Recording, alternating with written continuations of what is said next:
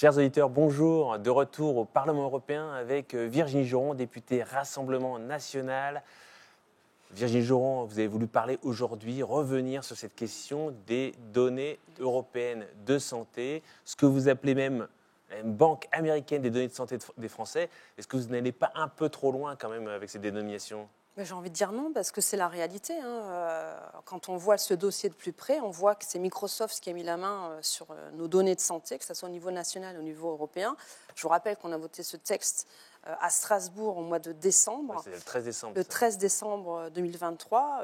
Effectivement, avec notre groupe, nous avons essayé d'amender au maximum ce rapport pour défendre et protéger les données de santé de nos compatriotes. Parce qu'effectivement, c'est un espace de données européen où chaque État membre va mettre la main, ou va permettre une mainmise sur ces données qui valent de l'or, parce qu'il faut le dire, les données de santé, ça vaut de l'or. Je l'entends pour la recherche, mais aussi pour le privé, pour pouvoir à l'avance préparer des stratégies de prévention, mais aussi de réponse à des problèmes de santé. Les laboratoires pharmaceutiques, les assureurs sont très intéressés par ces données. Et surtout les laboratoires. Je vais vous donner un exemple. Ils sont venus il n'y a pas plus tard qu'il y a 3 semaines ici au Parlement européen faire du lobbying avec certains députés européens. Notamment, je vous donne les noms de ces laboratoires, donc c'est Moderna et BioNTech, qui ont demandé aux législateurs d'être très vigilants lors du trilogue, puisqu'en fait, ce dossier a été voté au mois de décembre et est parti donc en trilogue. Ça veut dire qu'il y a une négociation entre la Commission, le Conseil et les parlementaires pour trouver un accord final. Et ce dossier sera de nouveau présenté en plénière avec un vote.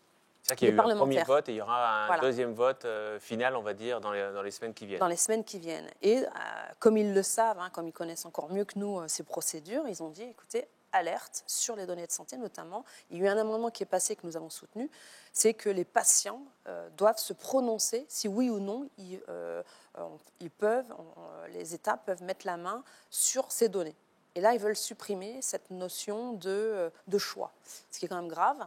Donc, nous, on est très vigilants sur cette question.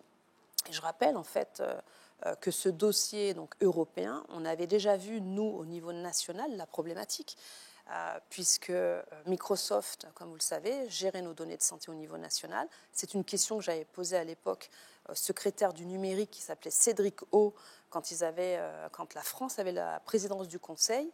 Et ce dossier, donc, je l'avais mis en avant parce que déjà au niveau national, je considérais que c'était déjà un problème qu'une entreprise américaine mette la main sur ces données de santé, parce qu'effectivement, il y a une loi qui protège les intérêts des Américains, c'est-à-dire que même si c'est une entreprise qui est basée en Europe, parce qu'elle est américaine, les données peuvent aussi transiter jusqu'aux États-Unis pour C'est le Cloud Act.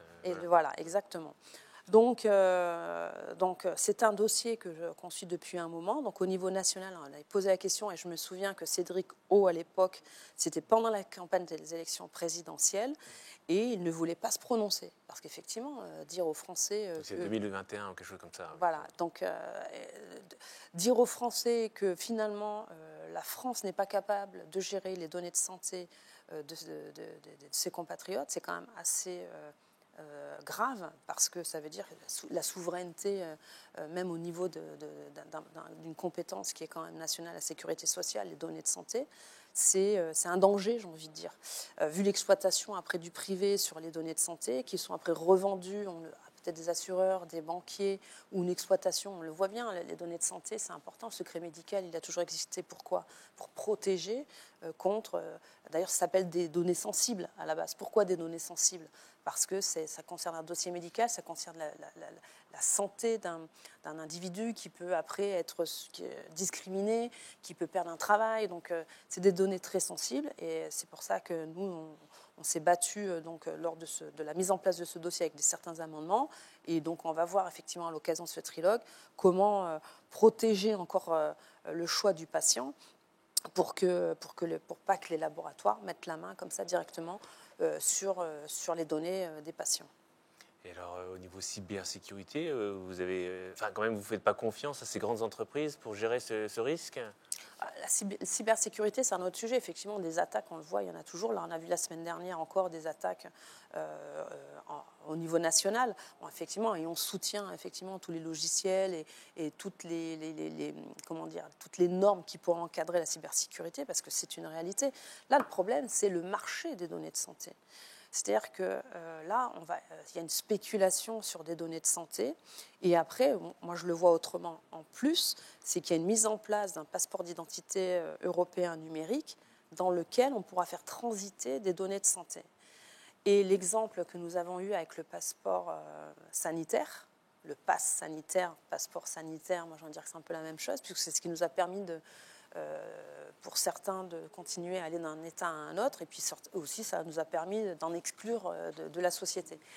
Donc avec ce passeport d'identité numérique qui lui aussi est voté la semaine prochaine, c'est un outil qui va donc permettre d'intégrer toutes ces données, donc données de santé. D'ailleurs là aussi, moi je ne voulais pas que ce passeport d'identité numérique intègre les données de santé pour effectivement éviter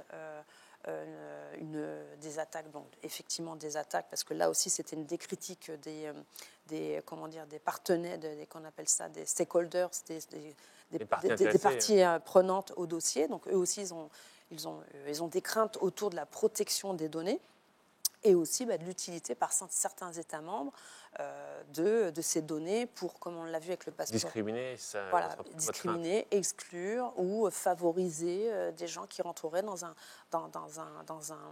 une stratégie qu'un État membre se serait fixé, notamment stratégie vaccinale, on le voit. Puis en plus, encore une fois, l'espace européen de santé, ça démontre encore une fois la volonté de cette commission von der Leyen de récupérer une compétence qu'elle n'a pas. Alors, la santé n'est pas une compétence directe de la Commission européenne. Donc là aussi, c'est une ouverture, encore une fois, vers une compétence qu'elle n'a pas, en mettant en place un système d'échange qui, pourquoi pas, peut être intéressant. Mais quand on voit que derrière sont des entreprises américaines, et on le sait bien, elles ne sont pas là pour... elles sont surtout là pour récupérer des données, les revendre. Enfin, Microsoft, c'est une entreprise privée, c'est pas une entreprise publique.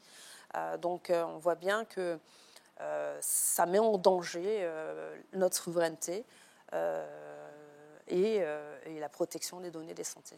Ah, donc il y a aussi l'aspect écosystème, un peu effectivement, si le marché est toujours attribué à des entreprises étrangères. Alors j'ai envie de vous poser la question justement par rapport à vos amendements que vous aviez posés sur ce dossier, parce que j'avais vu que vous aviez déposé un amendement justement très européen d'une certaine manière, pour interdire le stockage, le traitement, l'analyse des données de santé effectuées pour qu'il soit faut pas qu'il soit fait hors d'Europe, mais qu'il soit fait en Europe, sur le territoire de l'Europe, par une entreprise européenne. Et ça n'a pas été retenu. Ah bah oui, et voilà. Donc ça, c'est le bilan aussi de certains partis dans cette mandature. C'est-à-dire qu'effectivement, c'est un amendement de bon sens.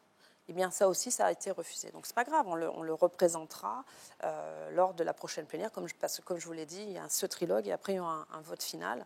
Parce qu'on voit effectivement cette volonté de la Commission de mettre la main sur ces données de santé, avec derrière les laboratoires qui poussent aussi. Comme je l'ai dit, cet exemple avec ce déjeuner avec des députés européens qui poussent effectivement, ils le disent, que pour eux, les données génétiques, parce qu'en plus, voilà, c'est très précis dans leur demande, c'est celles-là qui ont le plus de valeur pour eux, et ils feront tout pour avoir accès. Donc ça veut dire quoi? Tout pour y avoir accès. Donc ça veut dire qu'ils veulent se donner les moyens, et ils vont faire tout pour que les États membres puissent mettre en place ce système. Eh bien, merci Virginie Joron pour tous ces éclaircissements et à très bientôt sur nos réseaux. N'hésitez pas à partager autour de vous et à très bientôt.